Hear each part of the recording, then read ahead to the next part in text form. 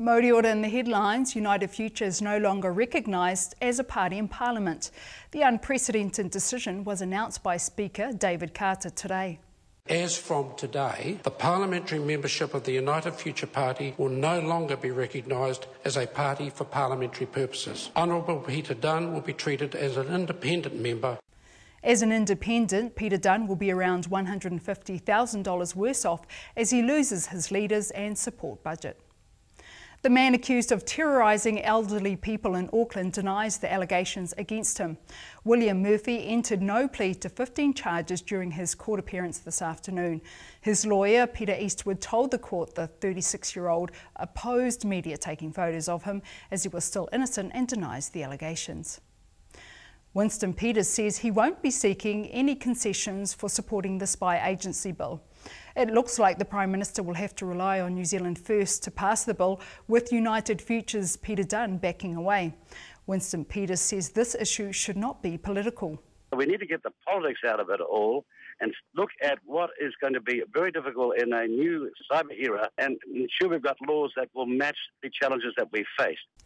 In international news, Ecuador is processing Edward Snowden's application for asylum. The whistleblower is believed to still be in a Russian hotel ahead of a possible flight to Cuba. US Secretary of State John Kerry has put pressure on Russia to hand him over, saying his actions are a threat to the lives of innocent people. He has put individuals at risk, and it may well be that lives will be lost in the United States because terrorists now have knowledge of something that they need to avoid that they didn't have knowledge of before he did this. Back home, power's back for a handful of Wellington households, but hundreds remain without electricity. Wellington Electricity says 500 households remain without power, down from 540 earlier today.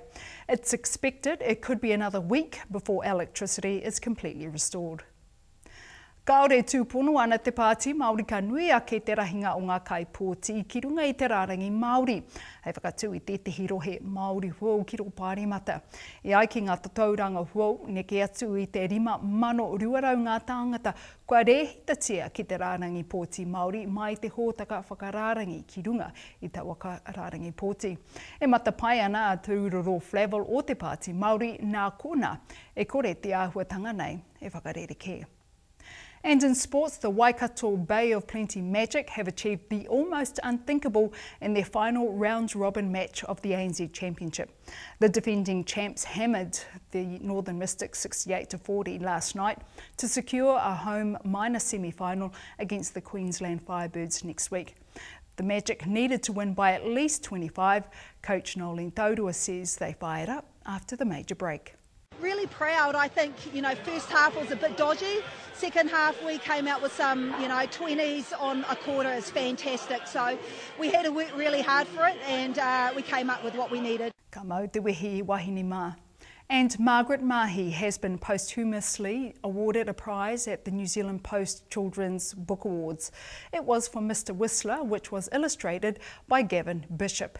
Her daughter Penny Mahi received the award of Best Picture Book on her behalf last night and says it was a very poignant moment. Koe rā ngā karere matua mai te whare kōrero o Rima, no hora mai.